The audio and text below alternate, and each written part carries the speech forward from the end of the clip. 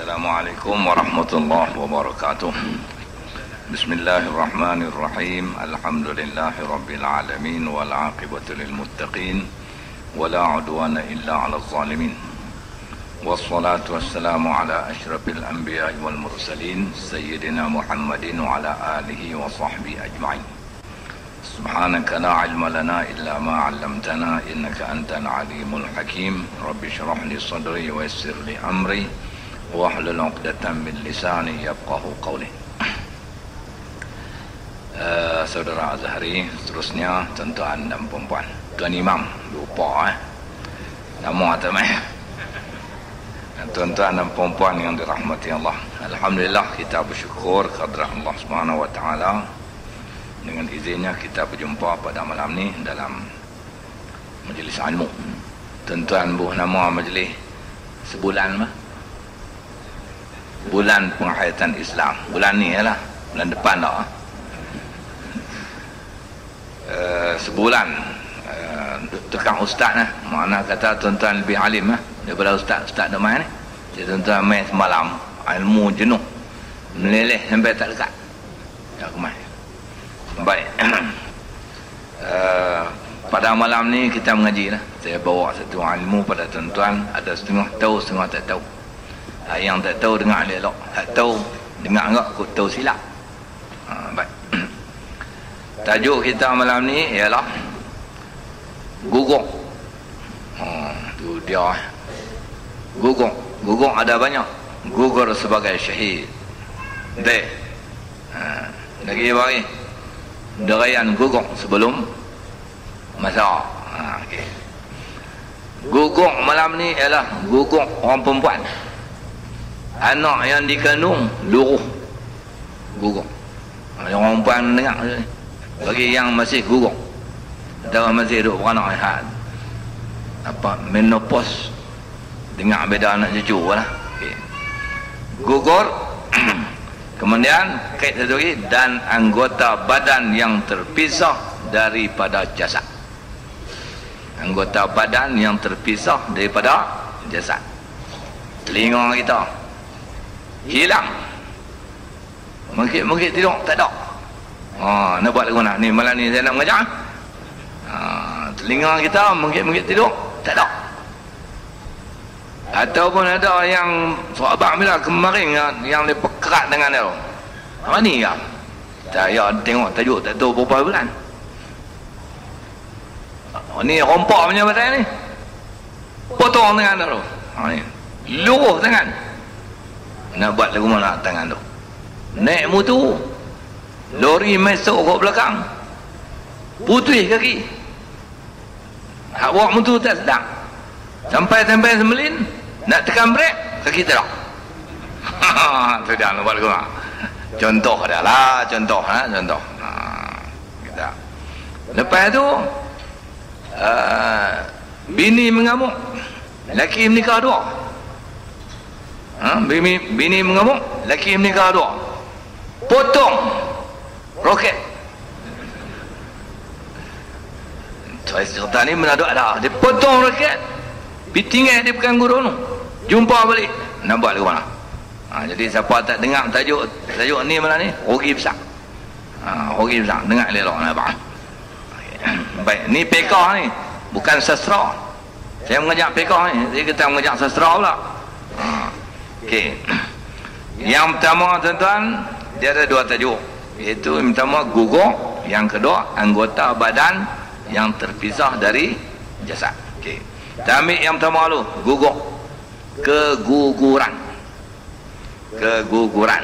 Okey.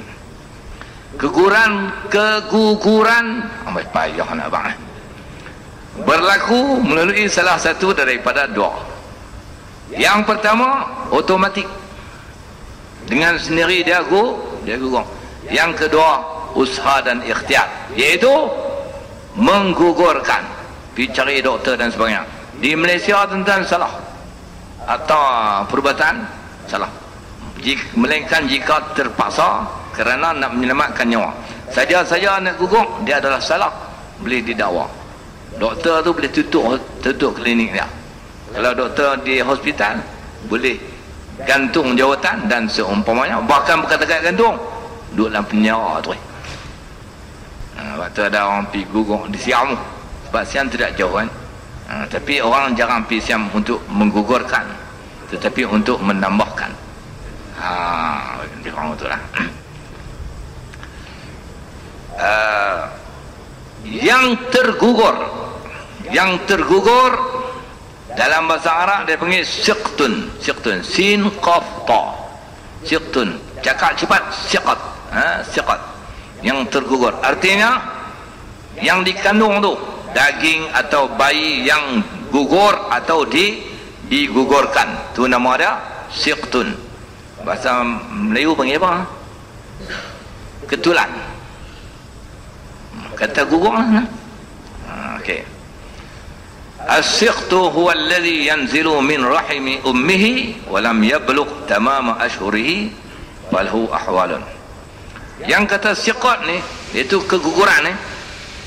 Yang kata siqat ni guguran, iaitu sesuatu yang keluar daripada rahim mak dia. Sesuatu yang keluar daripada rahim mak dia. Sesuatu yang keluar daripada rahim mak dia. Walam yablugh tamama ashhurihi, tak sampai bulan yang sempurna. Makna orang Melayu cakap tak cukup bulan. Orang Melayu cakap tak cukup bulan. Dan yang keluar daripada perut mak dia ni tak cukup bulan, balahu ahwalun, ada beberapa keadaan dia, situasi dia. Di sini saya bawa ni ada 4 keadaan. Ada 4 keadaan. Okay, yang pertama dia kata, dengar elok lah, takut silap tak. In ulimas hayatuhu bi anistahalla ay saha au baka wa mata ba'da dhalika fa hukmuhu kal kabir. Dia kata jika benda yang keluar tadi ni daripada perut mak dia, kata budak lah nang, jika diketahui akan hidupnya, mana kalau dia keluar hidup, lepas tu dia mati ya, keluar hidup. Macam mana cara dia keluar hidup? Dan kita kata bi anistahalla, dengan cara dia mengeluarkan suara, bunyi. Dia keluar, dia ada bunyi. Agak-agak dia bunyi kau mana? Dia bunyi kau mana? Manusia ni dia boleh bunyi melalui 3 tempat. Tuan-tuan tahu bunyi kau mana? Mulut satu kau mulut, tu bunyi. Mulut dua kau hidung, tu manusia. Mulut 3 kau jubung. Sabar habis kau tak tahu. Dia kentut kan bunyi, tapi kentut ni mak dia, budak tu tak bunyi. Okey, bi anistahalla, bila diketahui yang gugur itu, kata dia hidup dengan cara dia ada bunyi. Apa maksud bunyi? Ay saha. Saha, dia bunyi dia faham, tapi tak ada bunyi, betul lah. Au baka, ataupun dia menangis. Tanda dia hidup dengan cara dia teriak atau menangis atau bunyi biasa-biasa. Lepas tu yang kata gugur ni dia tak hidup, dia takkan hidup, tapi dia hidup masa tu. Wa mata ba'da zalika, lepas dia bunyi tu dia pun mati. Lepas dia bunyi dia pun mati. Saya ingat depan saya ni ada pengalaman gugur. Bukan tuan-tuan lah, depak lah, tapi kut bini kita ni depan-depan dia ni barangkali ada kut bini kita yang mengalami suasana ini, ataupun orang perempuan di belakang sana mengalami suasana ini. Dia keluar main, dia bunyi sat, dia teriak, lepas tu dia mati. Saya nak cerita hukum, nak buat lagu nak lempak kan, pakai nak hawin betul lah. Dia kata pa hukmuhu, hukum nak urih budak yang gugur ni, pasal dia keluar teriak, dia tanda hidup, lepas tu dia mati. Fa hukmuhu kal kabir, maka dia dihukum seperti orang dewasa. Mayat dia dihukum seperti orang dewasa. Nak buat lagu mana? fayajibu ghusluh, wajib mandi, wajib mandi. Wa takfinuhu, wajib kafan, wajib kafan. Wa yusalla alaihi, wajib semayang di atasnya, wajib disemayangkan lagi. Wa yudfanu, dan wajib dikebumikan atau ditanamkan. Jadi 4 perkara. Walaupun dia gugur, tapi kalau dia keluar, dia bunyi, maka hukum dia ni nak urus banyak dati macam orang dewasa. Dimandikan, dikafankan, disemayangkan, dan dikebumikan. Pasal apa buat tu? Pasal apa tu? Litayaqquni mautihi ba'da hayatih, kerana yakin dia mati selepas dia hidup. Tapi kalau dia keluar mati itu tu makna kata dia keluar dan keadaan tak menyawa. Ni cerita lain segi sahabat. Kerana yakin matinya itu selepas kita tengok dia hidup, maka diuruskan macam orang dewasa. Sabda Nabi sallallahu alaihi wasallam, "At-tiflu la yusalla alaihi wa la yarisu wa la yurasu hatta yastahilla." Rawahu Tirmizi. Budak yang mati, budak yang mati tidak boleh disemayangkan. Budak yang mati keluar rumah dah ni, tidak boleh disemayangkan dan tidak boleh mewarisi harta pusaka. Dia mati, rupa dia mati kat lepas tu, tidak boleh mewarisi harta pusaka, dan jika dia ada harta tidak boleh diwarisi hartanya hatta yastahilla, melainkan jika dia keluar ada bunyi, melainkan jika dia keluar ada bunyi. Contoh macam ni tuan-tuan, abang ni yang kata tak boleh mewarisi harta pusaka, katalah dia duduk dalam perut mak dia, dia duduk dalam perut mak dia. Bila dia duduk dalam perut mak dia, gaya-gaya dia keluar dari perut mak dia dalam keadaan gugur, dalam keadaan gugur. Bila dia keluar dalam keadaan gugur, dia keluar, dia sengak, mak dia pun sengak. Mana dia mati, mak dia pun mati. Mak dia kaya, ada harta, maka dia ni tak boleh makan pusaka. Dia tak boleh makan pusaka mak dia. Tuan-tuan pun mungkin kata, lah orang mati pergi pusaka apa? Lah tuan-tuan tak tahu. Orang mati, kalau dia mati kemudian daripada orang mati hak nombor 1, orang mati nombor 1 tu ada kata, hak mati kemudian ni waris dia boleh makan pusaka. Menangkan dia mati, maka pusaka hak dia makan tadi ni waris dia hidup piti baik pula. Tu cara dia. Dalam keadaan macam ni, dia keluar, dia mati terus, maka dia tak boleh makan pusaka. Okey.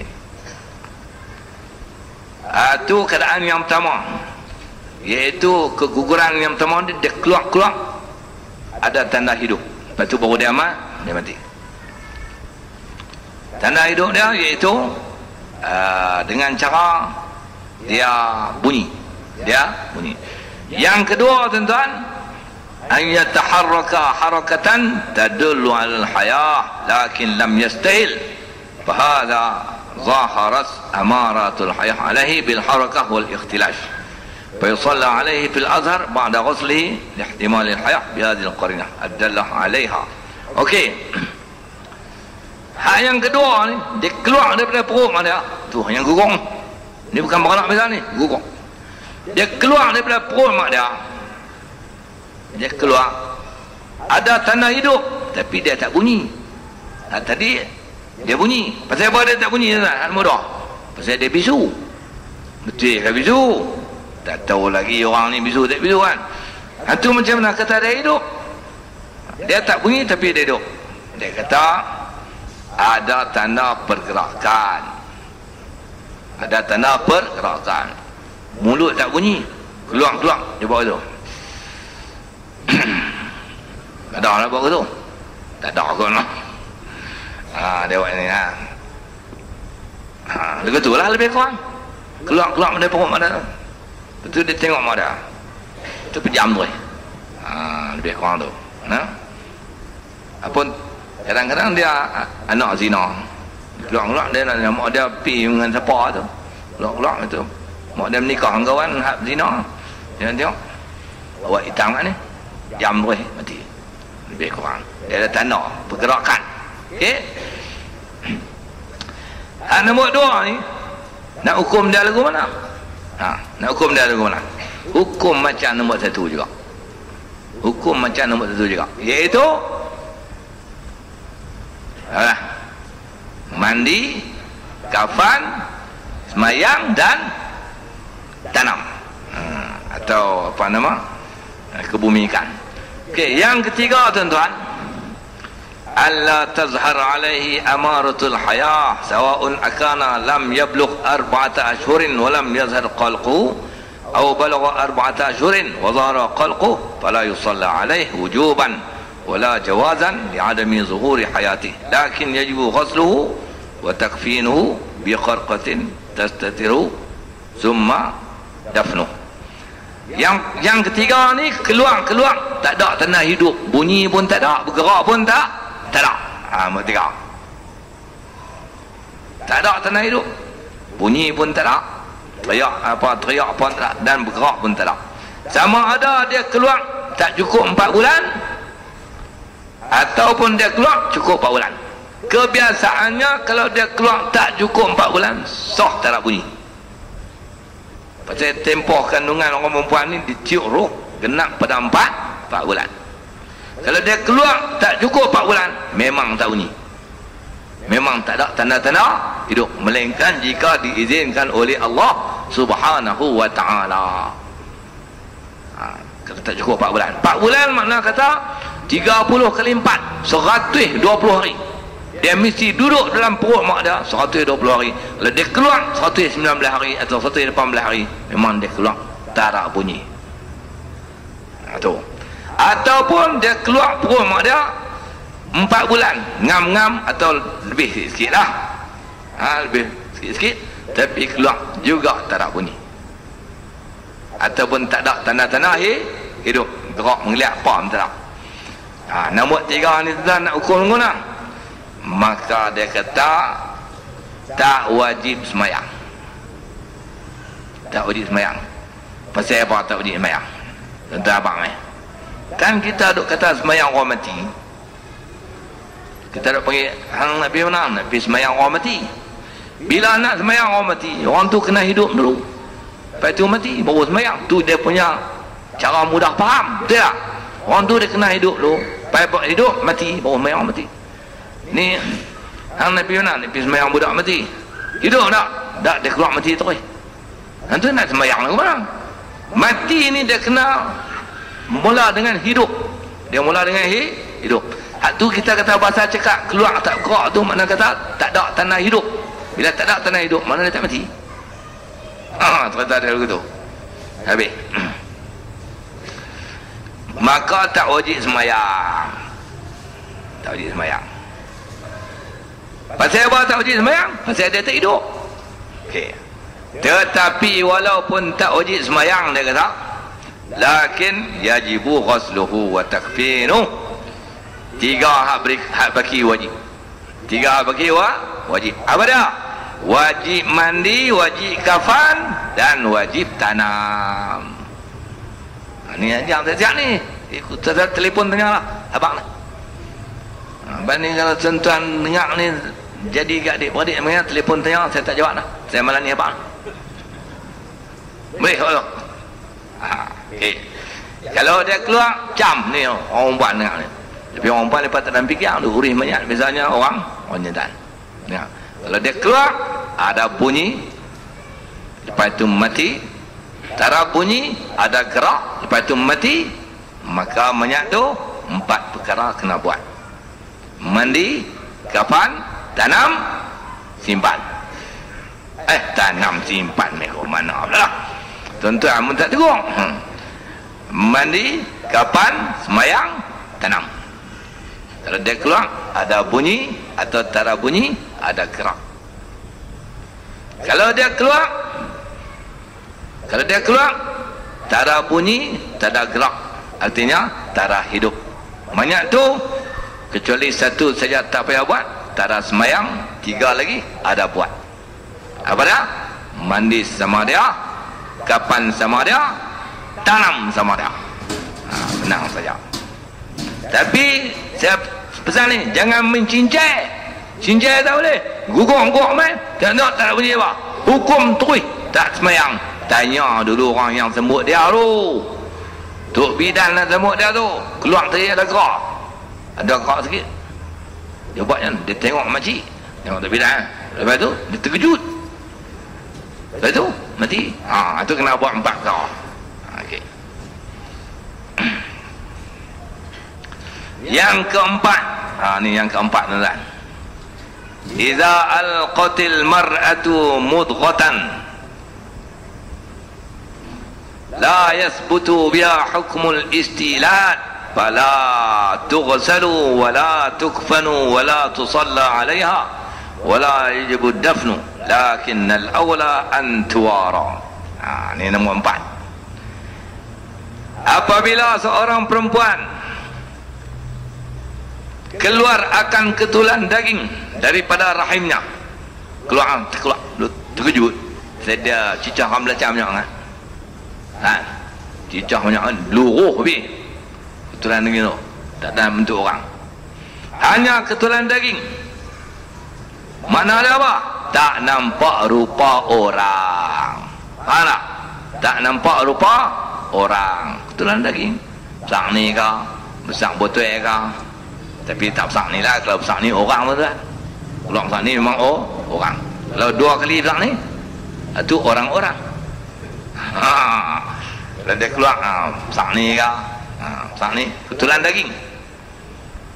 Jika keluar ketulan daging daripada rahim perempuan, sama ada dia teran atau keluar dengan sendiri, maka perempuan tadi tidak dihukum sebagai orang beranak. Bukan sebagai orang mana. Ketulan daging itu fala tughsalu, tak wajib mandi. Mandi orang, kita tak basuh, tak wajib. Wala tukfanu, tak wajib kafan. Wala tusalla 'alaiha, tak wajib semayang. Wala yajibu dafnu, tak wajib tanam. Antu nampaknya, simpanlah di dalam peti air. Boleh buat tu, buat kenang-kenangan. Dia mengandung, dah lah payah mengandung, gugok tu dia ketik orang tu. 4 kali gugok lah. Sebelum tu tak pernah ambil tahu tu, trik ni tahu balut dalam apa nama, ketulan daging kan, balut apa nama dalam plastik elok, pergi buah dalam fridge peti air. Lepas tu dia pergi kerja dengan apa lelaki dia, bibik dia, kata daging burger, masak jahanam pengah habis. Makna dia apa tuan? Makna dia, saya tak suruh bawa peti air, kita menulis pula. Hang lempang pun tak apa, hang kambuh pun tak apa, hang buh dalam apa nama tu, MPSPK pun tak apa, tung tu.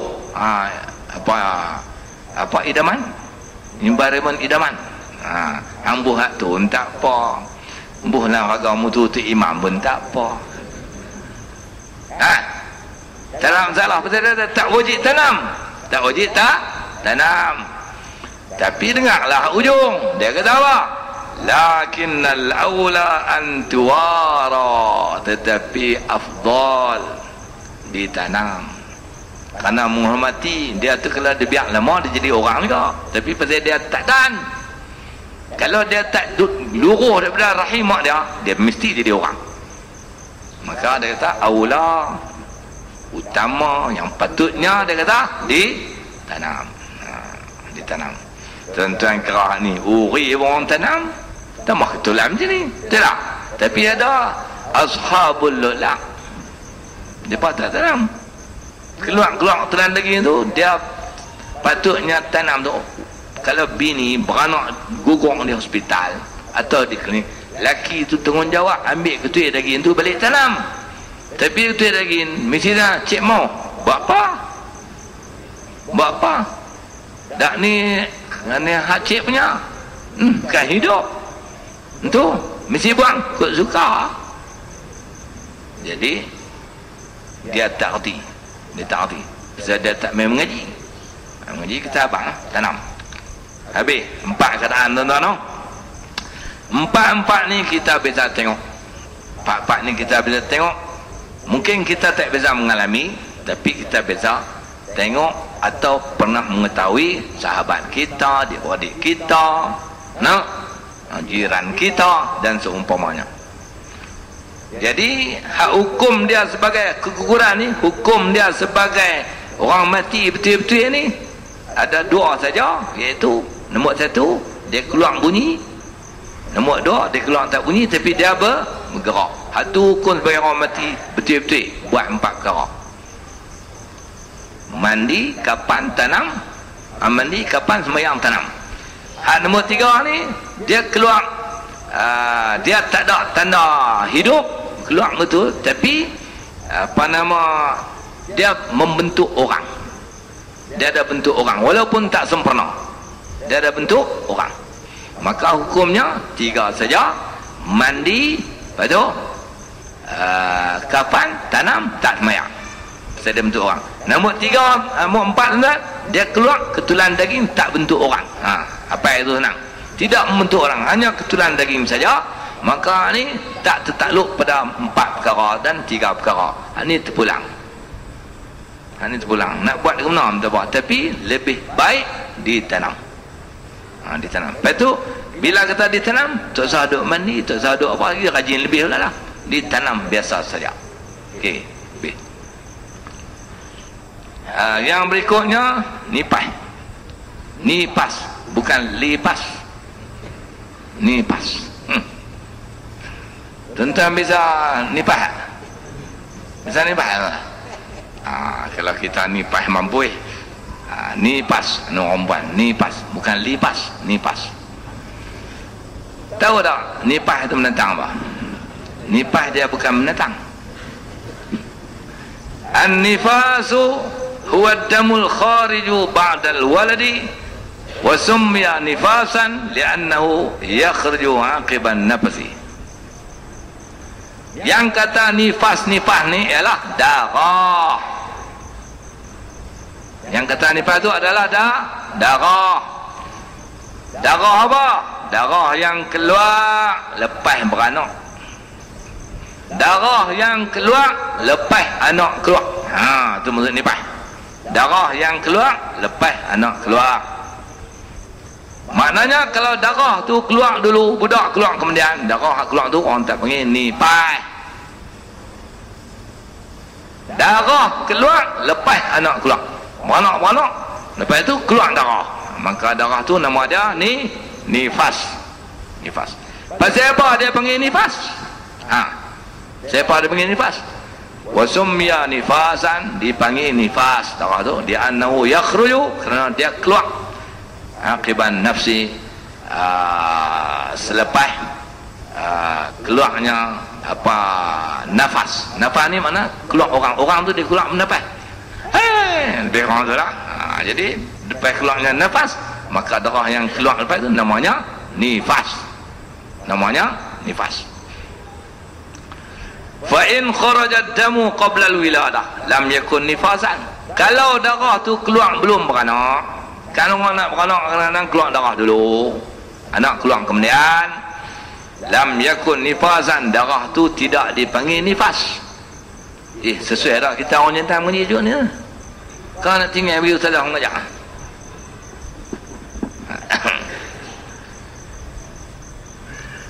Tidak dinamakan nifas kalau darah tu keluar dulu, anak keluar kemudian. Wa in kharaja ma'al waladi fala yu'tabar nifasan. Demikian juga kalau dia keluar sama-sama dengan anak. Jadi darah keluar dulu kan, lepas tu baru anak keluar, tidak dipanggil nifas. Anak keluar dulu, darah keluar kemudian, tidak dipanggil tidak dipanggil apa? Dipanggil nifas. Sebab darah keluar kemudian dia keluar anak. Darah keluar dulu, anak keluar kemudian, tidak dipanggil nifas. Yang berikut dia kata, wa in kharja ma'al waladi fala yu'tabar nifasan. Demikian juga kalau darah tu keluar sama-sama dengan anak keluar, juga tidak dipanggil nifas. Kan budak dia keluar berserta dengan darah kan, juga darah tu tidak dipanggil nifas. Bal huwa damu fasadin, bahkan dia darah rosak, wastihadah, dan darah istihadah saja. Darah istihadah saja. Nanti baca lagi. Tajibu fihi salah, maka perempuan yang darah keluar, darah dia keluar, sebelum keluar anak, darah yang keluar sebelum keluar anak, atau darah yang keluar bersama keluar anak, tidak dinamakan nifas. Maka dalam masa tu kalau anak tak keluar lagi, dia wajib sembahyang. Itu pesan orang perempuan ni. Saya nak pesan, ingat balik kita mengaji malam ni, kukuk kita beranak 2-3 kali dah lepas ni kan, masa tu orang tertinggal sembahyang biasanya. Dia kata sini, kata apa, wa tu'adda fa in lam tatamakkan, wajib di fa in lam tatamakkan wajib qada'uha. Jika masa tu dia mungkin sakit dan sebagainya, wajib dia qada. Tengah orang perempuan dia terlepas tu waktu. Contohnya ni lah, contoh dia darah keluar kan, darah keluar, duk tunggu anak keluar, anak tak keluar juga. Masa tu lohok nak semayang, darah ada tak boleh, tak bersih. Cuci tak, dia tak ni cuci tak keluar, tak ada, mana tak boleh. Kemudian dia tunggu, darah dah keluar, anak tak keluar, lohong dia keluar lama ni, tu orang panggil turun darah, dia keluar. Katalah lohong masuk pukul 1 apa tadi, 1.20 misalan katalah 1.20, asar masuk 4.30. Daripada 1.20 tu darah duk keluar, tak boleh nak buat apa, duk keluar, nak mayam je lah, anak tak keluar juga. Dia keluar. Lepas tu dalam pukul lebih kurang kita kata pukul 4 lah, kita kata pukul 4, darah tu pun berhenti. Darah berhenti ya. Bila darah berhenti, waktu asar, lah. Waktu lohok ada lagi ya. Ada lagi tengah jam. Kita darah berhenti pukul 4. Bila ada lagi tengah jam, kalau dalam tengah jam dia mampu untuk menunaikan solat, wajib dia menunaikan solat. Anak tak keluar, baru darah keluar. Tapi masa tu mungkin kerana dia terkuyu and layu, detik ni darah keluar lama ni, berang tu lah, terkuyu and layu, dan apa tak boleh buat apa lah, lemah tak semangat. Orang bangsa tadi darah boleh cuci lah tengah jam tu, orang bangsa, maka tak apa, dia tak berdosa, tetapi dia wajib qada. Itu nak orang perempuan pengalaman beranak, ingat balik, dia wajib qada. Semayang apa? Asang ke lohok? Lohok asang nak qada tak? Jika dia qada asang, maka bodohlah ia. Nampak tu? Okey, satu. Yang berikutnya, kalau dia beranak, lepas beranak tu darah tak keluar, lepas beranak darah tu dia darah yang keluar lepas beranak, orang panggil apa? Nifas. Darah tak keluar, dia panggil nifas. Maka dia kena sembahyang juga, dia taharu macam ni. Tapi jarang lah, jarang. Dengar ni saya baca lagi. Allah, kita mana dah. Masa bila angin cuk.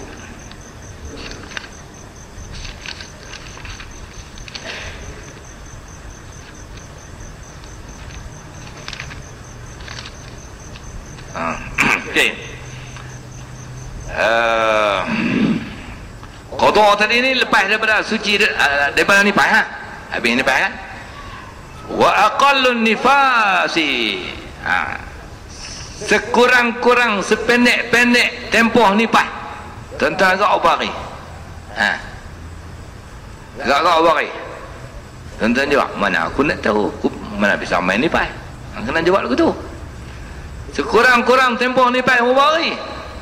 Wa aqallun nifasi lahzatun, sekurang-kurang tempoh nifas satu lahzah. Lahzah ni, yang kata lahzah ni dia ada dua. Kan orang apa nama kepanggil dua lahzah tu. Lahzah dia ada dua. Satu lahzah ni masa orang melakukan apa nama persetubuhan tu. Masa tubuh tu satu lahzah kemuncak dia tu. Lepas tu lahzah yang kedua pula itu masa orang beranak tu. Tahu orang mana? Masa proses dia terang nak beranak tu. Tu dia panggil lahzah. Pum, budak keluar. Dia orang tu. Tu dia panggil lahzah. Berlaku macam biasa. Tu kat kemai. Okey, tu dia panggil lahzah. Jadi lahzah yang pertama iaitu semasa mengadakan persetubuhan tu, lahzah yang kedua masa dia terang nak beranak. Tu lahzah. Okey. Jadi nak cerita macam mana tempoh nifas satu lahzah ni? Kita kata sependek-pendek dia tempoh dia terang beranak. Kata betul lah senang. Tapi dia cerita lah, tulis tak boleh, jawab tak pas. Kata bagi faham. Okey. Loceng bunyi ya. Ngomong tu ya. Gagah habis lagi. Okey. Lepas tu dia kata nak bagi mudah faham yang kata lahzah ni. Nak bagi mudah faham dengar. Bi antam sahaddam majjatan wahidatan summa yataqatta'u. Ni mudah faham. Yang kata tempoh nifas satu lahzah ni lagi mudah faham satu lahzah. Darah keluar. Lepas nak keluar tu, darah keluar. Lepas keluar tu, darah keluar. Dia sapu. Tak kira lah sapu dengan tisu kan, dengan tangan tu tak kira lah. Dia sapu darah tu daripada tempat keluar tu. Dia sapu habis sekali sapu. Lepas tu darah tu tak keluar dah. Darah tu tak keluar dah. Itu maksud lahzah. Jadi lahzah tu tak kira. Dia kata dengan menyapu darah daripada dia keluar daripada tempat dia keluar tu, sapu dia keluar. Tunggu dia keluar. Bagi perhabis. Elok dia keluar perhabis tu, sapu. Sapu tempat keluar tu, lepas tu tunggu tak keluar dah. Itu dah namanya lahzah. Jadi kalau nak kira minit, tengok kepada kandungan darah dia banyak mana keluar. Banyak mana keluar. Sapu tak keluar. Itu nama satu lahzah. Mudah faham. Wa aktsaruhu, sepanjang-panjang tempoh nifas. Berapa hari? Jawablah, mana nak tahu, aku mana bisa nifas. Wa aktsaruhu sittuna yawman, sepanjang-panjang tempoh nifas 60 hari. 60 hari. Dengar mana syok kita orang jantan.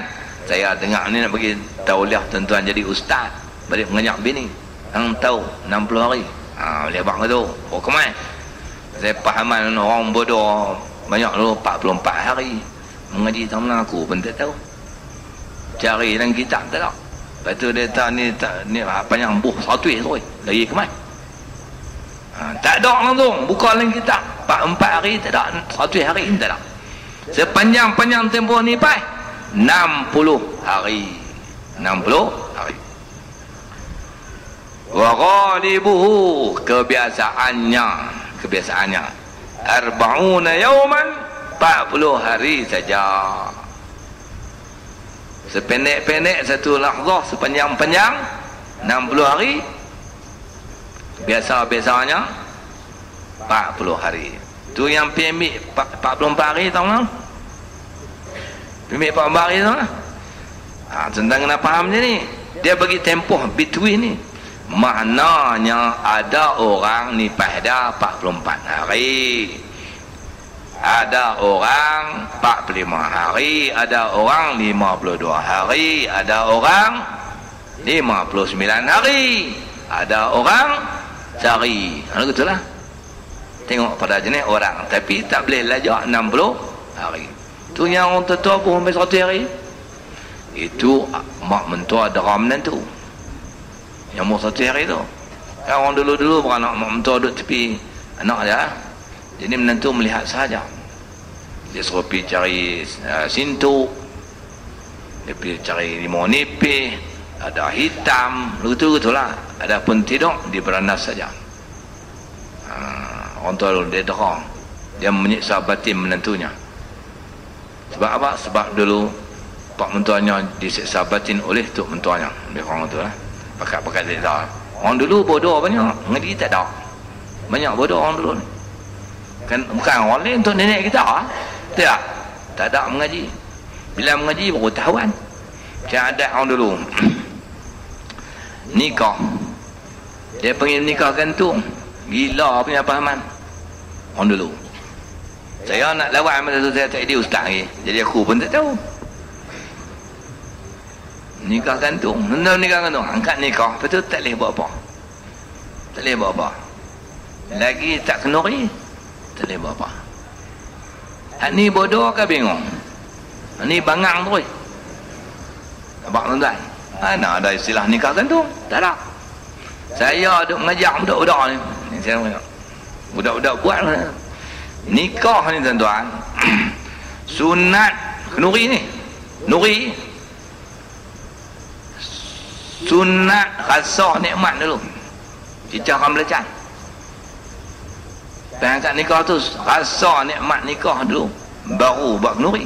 Sunat hukumnya. Saya dulu saya duk ceramah khusus kahwin lah, saya berhenti lah ceramah. Dulu saya duk saya masuk, saya suruh budak-budak tu buat tu, yang menikah, hamba menikah, mak pak tak bagi, hotel Seri Malaysia tu cara duit tak ada. Ya bang, pergi lah Emerald Putri ke apa ke, Chalet ke, buah. Tapi jangan lupa bawa surat nikah, takut orang tangkap. Syekh Faisal ni ketua umum kuasa. Hukum dia sunat. Hak nikah gantung tak ada, Tok Hang mengarut. Tok Hang mengarut. Saya cerita orang bukan ikut dalam kitab ada. Saya adik-adik saya menikah, mau saya suruh buat. Saya jadi wali, saya angkat dengar, pi adik ipang tak boleh ke abang, tunggu pagi. Suruh buat awal. Itu yang betul. Tapi pasal apa kita tak berani? Pasal kita dihalang oleh satu apa dah? Satu apa? Satu sifat apa? Bodoh piang. Bodoh kerana tak mengaji. Itu masalah. B. Mana dia? Wa idza waladatil mar'atu walam tara daman nihaiyan. Sekiranya seseorang perempuan itu beranak, walam tara daman nihaiyan, darah langsung tak keluar, tu dia darah haid tak ada, tak ada tu, darah langsung tak keluar. Ni ada kes perempuan jenis ni, fa hukmuhu hukmul janabah, maka dia dihukum seperti orang berjunub saja. Mandi kena, tapi mandi dengan sebab berjunub, bukan dengan sebab nipah. Orang mandi ya sebab haid, nipah, junub. Junub ni itu bersetubuh atau keluar mani, dua tu lah. Dia sekiranya seorang perempuan itu beranak, darah nipah tak main langsung, memang tak main langsung, hukmuha hukmul janabah, perempuan tu dihukum seperti orang berjunub. Orang junub, orang bertubuh lah kan, biwujubil ightisal, maka dia mani junub, mani junub. Pasal apa dia hukum sebagai mani wujub? Ada alasannya. Dia annal walada, kerana anak yang keluar daripada apa rahim dia tu munaqidun min ma'ir rajul wa ma'il mar'ah, terjadi daripada air mani. Tu nak jadikan alasan pasal apa wajib mani tu. Takkan nak hukum pasal apa maklum pasal apa maksud mani wajib, budak keluar Mana ada dalam kitab budak keluar kena mandi wajib? Ada dalam kitab budak keluar kena mandi wajib? Tak ada. Itu nak hukum apa? Maka dikiaskan budak itu seperti ayak mani. Seperti ayak mani. Sebab kejadian budak terjadi daripada ayak mani. Okey. Wa idza kharaja zalika wajib al-ghusl. Kalau keluar lagu tu mandi wajiblah. Satu. Aw li'anna ad-dama yalsaqu bil waladi wa yakhruju ma'ahu fa tu'tabar nafsa. Ataupun keadaan yang kedua kita boleh anggap dia sebagai nipah juga. Satu lah. Keadaan yang pertama kita anggap dia sebagai berjunub, maka dia mandi wajib. Okey. Keadaan yang kedua kita anggap dia nipah juga walaupun dia tak main nipah. Walaupun dia tak main nipah, anggap dia nipah juga. Keadaan yang kedua. Pasal apa nak anggap dia nipah? Kerana darah, kerana darah ada pada tubuh badan budak. Kalau keluar tak ada darah tak tahu. Budak tu keluar, tu tikam-tikam perut dah, ayak mani penuh, darah tak ada. Tak tahu tu. Darah yang melekat pada budak tu anggap kata dia nipah. Jadi bila anggap dua keadaan, maka wajib mandi juga. Wajib mandi juga. Okey. Habis. Selesai lah. Guguk dan nipah ni. Ni kita masuk. Yang kedua iaitu anggota badan manusia yang terpisah daripada jasad. Ini nak tahu malam ni ke kita nak mengaji lain? Ini time lah. Dari malam ni kak? Kau nak tunggu 3 bulan ni? Malam ni kak lah. Habis buang lah. Kira time apa lah. Okey, tuan-tuan dengar.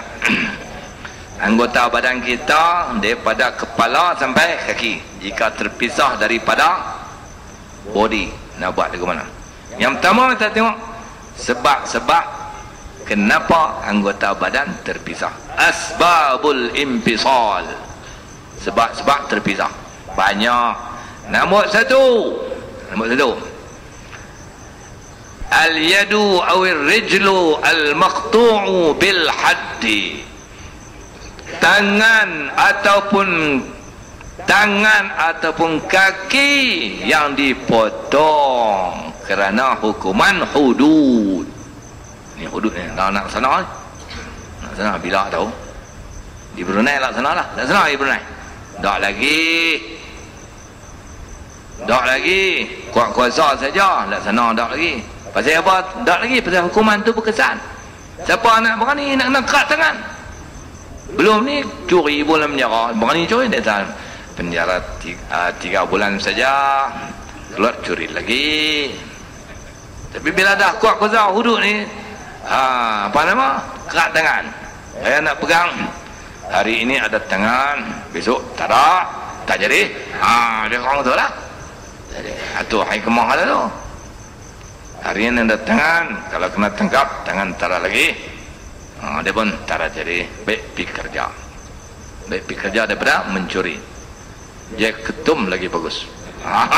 Itu dia anda. Okey. Jadi nombor satu sebab anggota terpisah tu dengan sebab apa? Pelaksanaan hukuman hudud. Satu qisas. Qisas tu apa? Orang kena pancung. Qisas. Itu dia bunuh, maka dibunuh balas, maka hukumannya pancung. Putih tak? Ada pula pancung tak putih. Baru ni dalam 2 minggu lepas ke? Seminggu lepas saya pergi ceramah ke Pulau Pinang. Ada satu orang bercerita kat saya, dia pergi Mekah. Dia Mekah saja rezeki Tuhan nak bagi kat dia. Dia tengok orang kena pancung 5 kepala. Tapi dia tak beri cuma tu.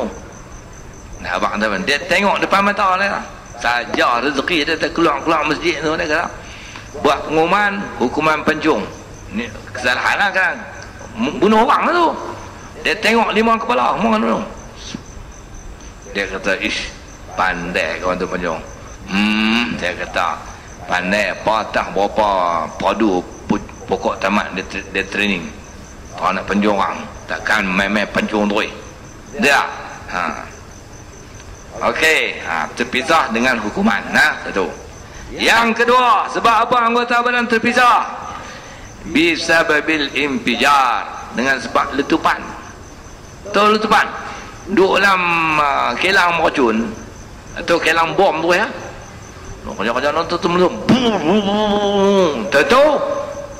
Body duk ada di moden di Purwaja. Kaki duk simpang 4 tu. Terbang menjauh. Kuat tak letupan tu? Simpang 4 tu, simpang 4 kat lu setahun. Kaki dah. Dengan sebab letupan. Ataupun meletup bangunan body duk dalam bangunan. Kaki terpelanting tepi jalan tu. Letupan. Mana kuat? Satu. Satu. Dua. Yang tiga tuan-tuan, sebab apa dia terpisah? Akala ba'dahul hayawan. Anggota tu dimakan oleh binatang. Tu terpisah. Harimau main terekam. Pizu acah kaki. Acah kaki kata harimau. Harimau ni mai. Satu harimau main tunggu. Harimau tekak tu sampai tang lutut. Lepas tu harimau makan tak? Kalau harimau makan, kita tak boleh ambil dah. Harimau tokok tak? Lepas tu lepas balik. Harimau dah, Allah, kaki dia kaki mana? Dia lepas. Kalau dia makan juga, harimau tu kena kaki mana? Lebih kurang tu. Dia lepas. Mana dimakan oleh binatang. Terpisah. Kemudian yang keempat, al-ghariqu fil bahri, tenggelam atau lemah di air. Orang tuan kalau dia duduk lemah di air lama-lama kan dia lekang. Kalau tekak teri tak lekang, duduk lama-lama lah air dia lekang. Memang lekang lah, dia lekang. Saya jumpa tangan di Kuala Salah, jumpa apa nama kaki di Kuala Nerang, tak ke pemuh.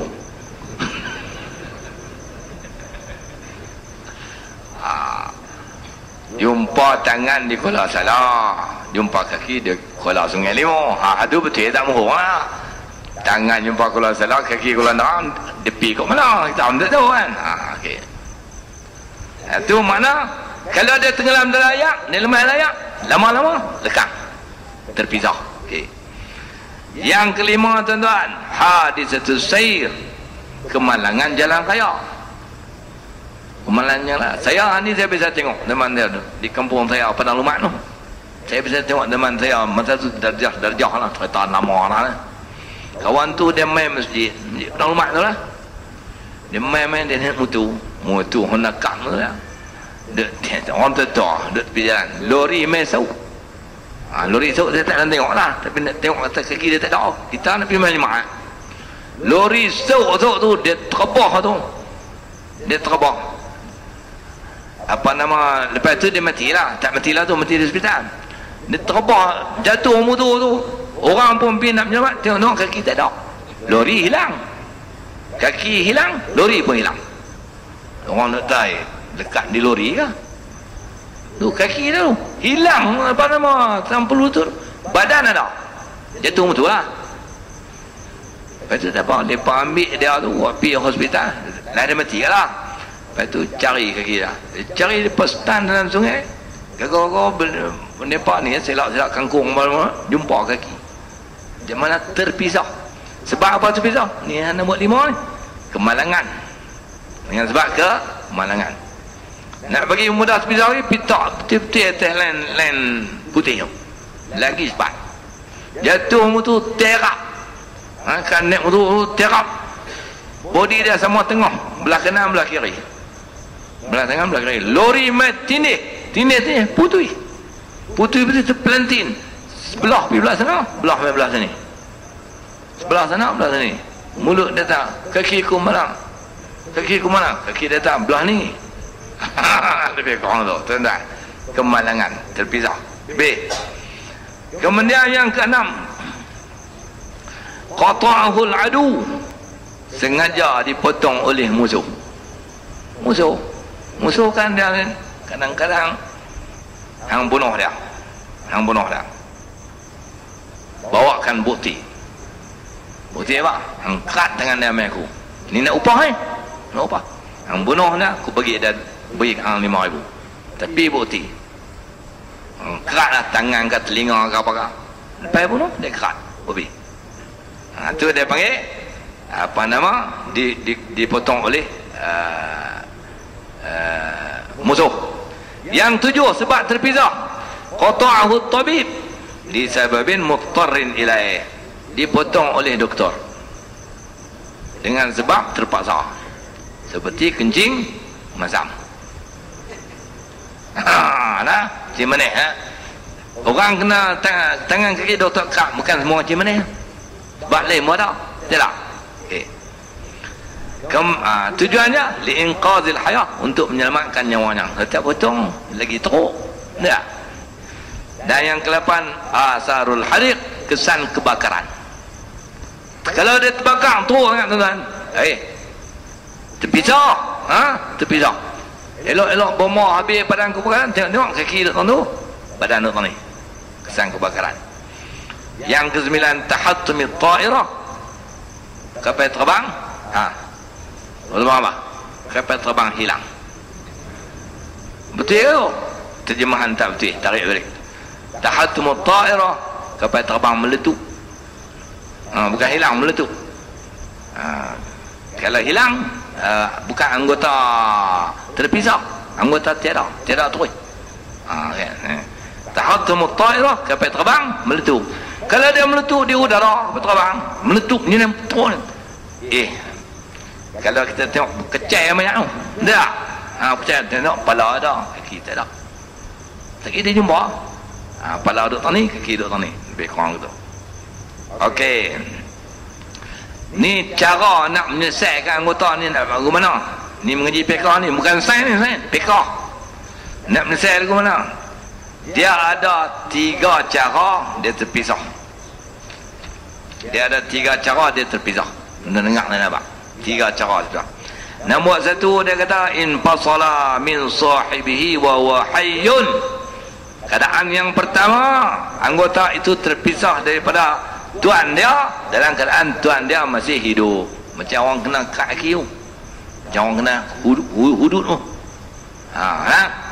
Ataupun accident, terpisah, dia hidup lagi.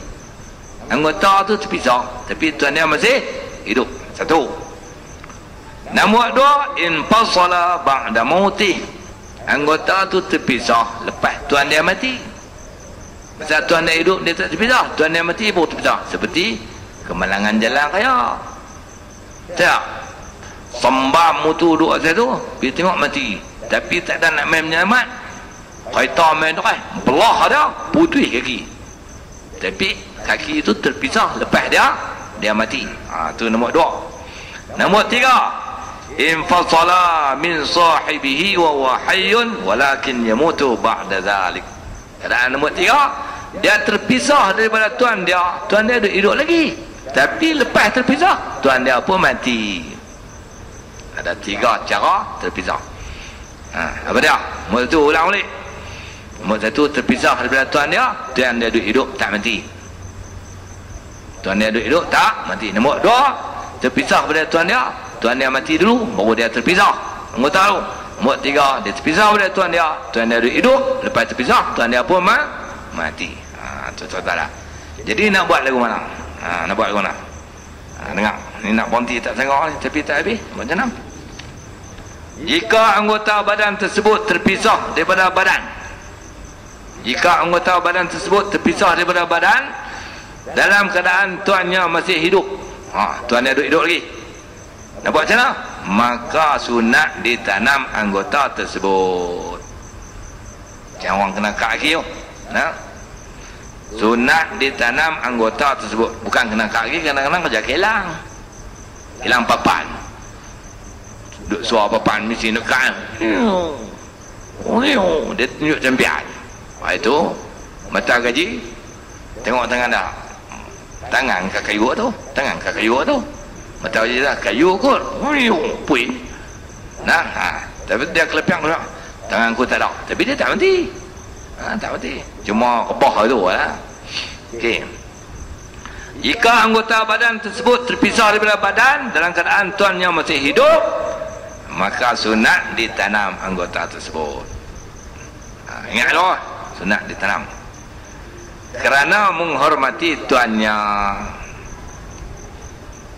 Dan juga sunat dibalut. Balut tu macam ganti kapan lah, kapan mati dia. Sunat juga dibalut anggota tersebut sebelum ditanam. Maknanya janganlah pergi tanam mentah-mentah tu, balut. Boleh ditanam di kubur atau di mana saja. Nak tanam di kubur pun tak apa, nak tanam di rumah pun tak apa, tang mana pun tak apa. Sunat ditanam. Maksud dia apa? Jika tidak ditanam tidak berdosa. Kat kaki ya, dia pesan kat apa nama anak dia, ni ayah nak kena kat kaki ni, buat macam mana ayah? Yang bukan gula macam kan? Ni sekali kalau ayah mesti pingsan ni, dah kerat mentah seri mampui, mesti dia berubat bius pingsan dia. Lepas kerat kaki ayah, jangan tanam tu. Itu nak pergi potong lah. Boleh mati boleh mati. Berdosa apa dalam mati? Tak berdosa. Sebab dia tanam tu sunat saja. Awak ayah nak serobong mati, buat kenang-kenangan. Lain kali hampa tengok kaki aku, hampa tak makan gula dah.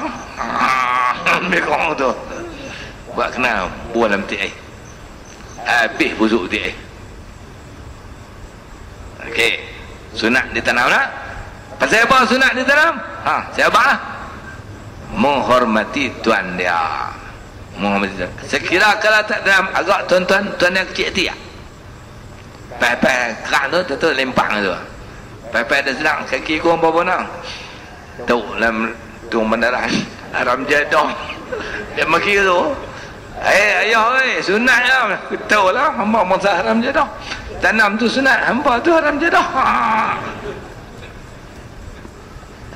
Mana tak hormat dia, betul tak? Tak kena hormat dia. Okey. Lepas tu tanam, sunat lagi, balut dia. Balut tu ganti kapan lah, ganti kapan. Dan boleh ditanam di kubur atau di mana saja. Ini ada orang tanya saya dulu, masa saya di Qudi Kulim lama lah, berapa belas tahun dulu ni. Kawan tu duduk jemaah sekali yang dia kecil mana kat kaki.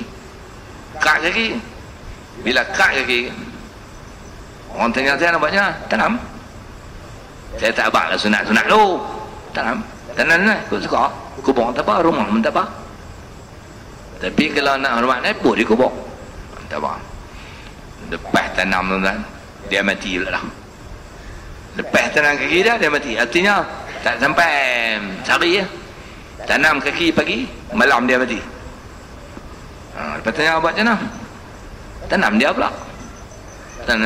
Nu kaki nak kena korek. Dah tanam korek apa lagi?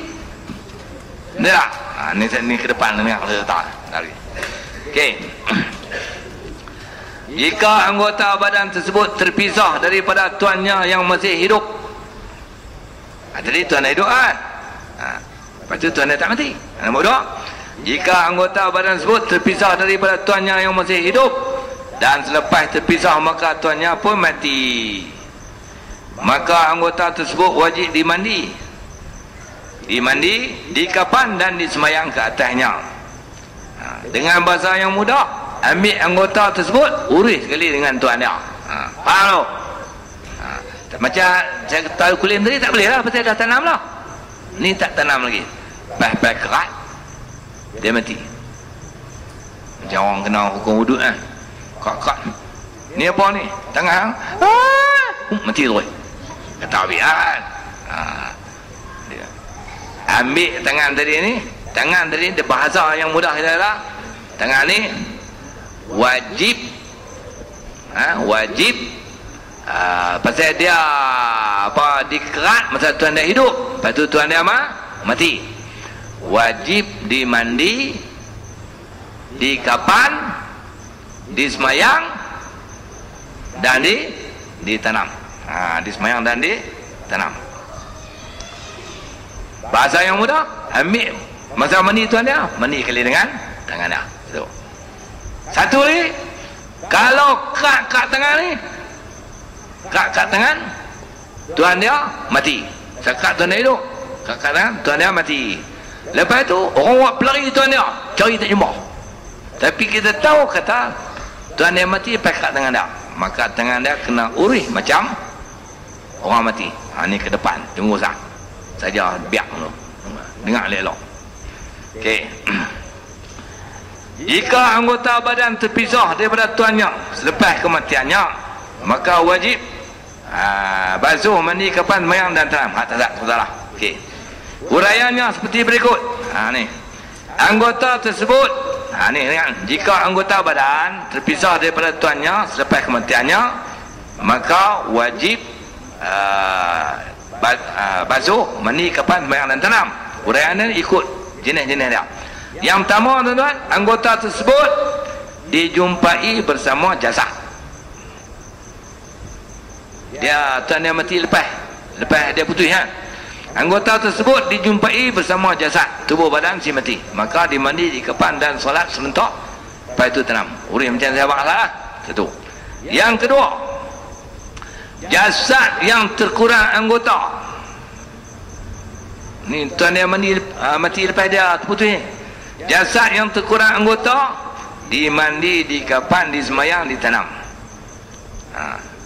Kan kita jumpa dia, tangan dia tak ada, maka banyak tadi ni mandi, kapan, semayang dan tanam. Kemudian selepas itu barulah dijumpai anggotanya yang terpisah. Lepas tanam dia baru jumpa tangan dia atau betih dia daripada jasad, maka anggota itu wajib dimandi, dikapan dan disemayang dan ditanam. Artinya kena buat dua kali. Dua kali. Jadi semayang banyak kena buat dua kali.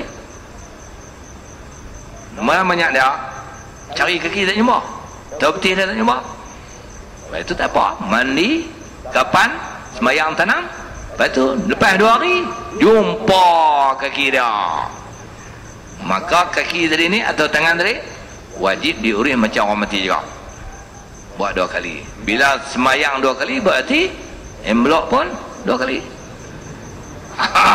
Tu dia tuan-tuan, mampu dia cari emblok lah. Okey. Tetapi cara semayang, ni dengar apa? Cara semayang berbeza daripada semayang orang mati tadi.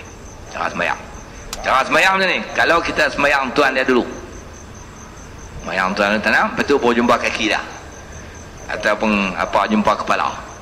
Kan potong kepala, tentu buat pelari kepala, simpan banyak dah, jumpa kepala di Kuala Lanjut. Kuala Lanjut dekat nu apa buat panjang. Tu kena urih macam orang mati. Jadi niat semayang ni hak kali kedua ni. Tadi kita mayang banyak, usolli ala hazal mayyiti, saja aku semayang atas mayat ni. Pasal dia body kan. Lepas tanam 2 hari jumpa kepala. Boleh tak niat semayang mayat? Mayat mana ada 2, ada 1 dah tanam lah. Maka niat semayang lagu lain. Macam mana? Niat semayang lagu ni, usalli ala hadzal udwi, usalli ala hadzal udwi 4 takbiratin fardhu kifayatin ma'muman lillahi ta'ala. Yang mayang-mayang ni usalli ala hadzal mayyiti, saja aku semayang mayat ni 4 takbir, fardhu kifayah mungkin iman kena Allah Ta'ala. Bila dah semayang tuan dia baru jumpa kepala. Jadi usalli ala hadzal udwi, saja aku semayang anggota ni. Kalau tak mau abang anggota, abang benar tu, usalli ala hadzal ra'si, ra'si itu kepala, saja aku semayang kepala ni. Dan kalau tangan, saja aku semayang tangan ni atas, saja aku semayang atas tangan ini 4 takbir, fardhu kifayah memang Allah. Okey. Kalau kaki, saja aku semayang kaki ni, saja aku semayang kaki ni. Kalau apa nama, jumpa apa ni, jumpa perut, saja aku semayang perut ni. Kalau jumpa awang Macam tu awang tak ada, tu jumpa awang dia. Usalli ala hadzal awangi, lebih kurang dah. Faham lah ada awang ni? Faham, tidak perlu diterjemahkan lagi. Lebih kurang tu lah. Habis. Kemudian jasad belum dijumpai. Ini nombor 3. Tadi kita jumpa body tu, jasad jumpa kemudian. Jasad belum dijumpai, tetapi anggota saja yang dijumpai, maka anggota tersebut wajib dimandi, dikafan, disemayang. Tapi niat semayang kena niat semayang banyak. Cari jumpa tangan, kaki, body tak jumpa. 4 hari tak jumpa, jumpa tangan saja. Maka tuan-tuan, tangan tu kena mandi, tapi tak payah muang. Nak muang lah. Tapi muang tangan pula tindih, tak keluar. Nak keluar tentang apa? Mandi tangan tu, kapan dia, semayang dia, dan tanam. Mayang ni tak boleh mayang tangan, kena mayang banyak. Tak boleh mayang tangan, kena mayang banyak. Alasan dia pasal apa? Pasal body tak jumpa. Tangan jumpa dulu, body jumpa ke kemudian. Jadi tak boleh usalli ala hadzal tangan, tapi usalli ala hadzal mayit saja. Aku semayang atas banyak ni atau jenazah ni. Okey, itu tanam. Selepas ditanam, barulah dijumpai anggota badan dia sepenuhnya, body. Maka jumpa body tu urih macam mayat biasa. Semayang sekali lagi, mayang tu usalli ala hadzal mayit, mayang banyak juga. Berarti envelope sama. Berarti envelope sama. Mayang tangan pun RM5, mayang body pun RM5. Tapi kalau tadi mayang body dulu, lepas tu tangan, semayang body RM5, mayang tangan RM1.3. Faham tak? Faham? Faham. Lepas tulis pula RM1.3 punggah. Okay. Lai nak orang tu ya, larat ni pun. Nombor 7. Janin dalam perut ibu yang mati. Janin dalam perut ibu yang mati. Siapa mati? Janin ke ibu? Janin dalam perut ibu yang mati. Siapa mati? Janin ke ibu? Janin ke ibu? Ibu lah cik oi. Janin dalam perut ibu yang mati, mak dia mati. Ibu hamil yang mati. Tahu lah hamil? Hamil tu mengandung lah. Ibu hamil yang mati, mana dia tak ada beranak. Dia tak ada beranak, dia mati. Banyak tu hak mati accident mah.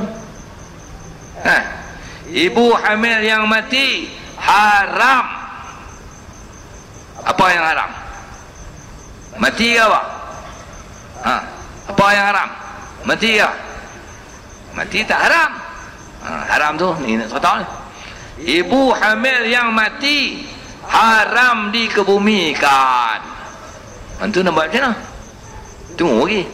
Selagi haram dikebumikan, selagi tidak dipastikan janin dalam perutnya adakah hidup ataupun mati. Ibu hamil ni dia mati, accident ke, makan kelorong ke, tak kira kan. Kalau dia mati, dia tu haram dikebumikan. Haram ni mana daripada awal kosa lagi lah, tu zaduk mandi ipar lagi lah. Selagi tidak dipastikan anak duduk dalam perut tu hidup ataupun mati. Janin itu dikira ada harapan hidup. Tu mak dia mati lah. Janin itu dikira ada harapan hidup sekiranya umur kandungan 6 bulan. Sekiranya umur kandungan 6 bulan ke atas, maka wajib dikeluarkan janin tersebut. Mak dia mati lah. Wajib dikeluarkan janin tersebut dengan cara membelah perut ibunya dengan pisau bangkung. Betul tu? Keluar nak lagu mana pun, belah turih mana pun, tapi nak bagi dunia lah moden, pergi hospital lah. Okay. Tak payah pergi hospital, doktor main rumah diturih tak kan? Bukan kena masuk bilik bedah. Dengan cara membelah perut ibunya. Kalau janin tu duduk dalam perut dia, umur dia 6 bulan ke atas, mak dia mati lah, tapi wajib dibelah perut mak dia.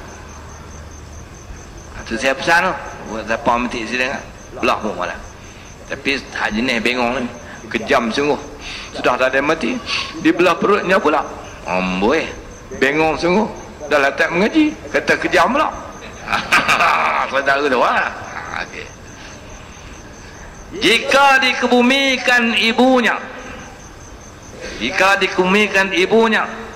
ibu janin tu lah, sebelum sempat dikeluarkan janin itu tak ulang, tanam ke tu lah, maka wajib dikorek semula kubur ibunya. Wajib dikorek semula kubur ibunya untuk tujuan tersebut. Tujuan tersebut lah, tujuan belah perut mak dia nak keluar dia.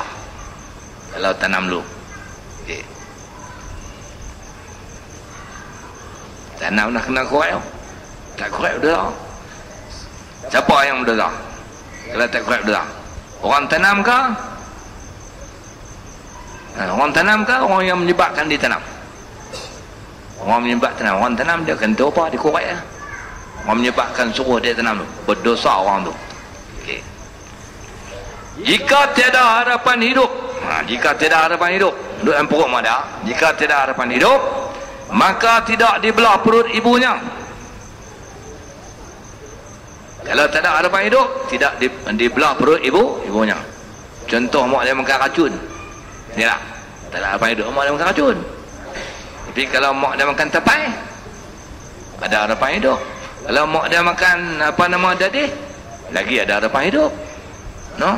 Kalau mak dia makan geram belacan, lagi ada harapan hidup. Tapi kalau mak dia makan racun, harapan hidup tiada. Jika tiada harapan hidup, maka tidak dibelah perut ibunya. Akan tetapi apa? Dilambatkan pengebumiannya supaya bayi itu mati terlebih dahulu. Nak kompong kata dia mati. Katalah dia mati pukul 11. Bodoh ni orang tak ada harapan nak hidup ni, mak dia makan racun ni.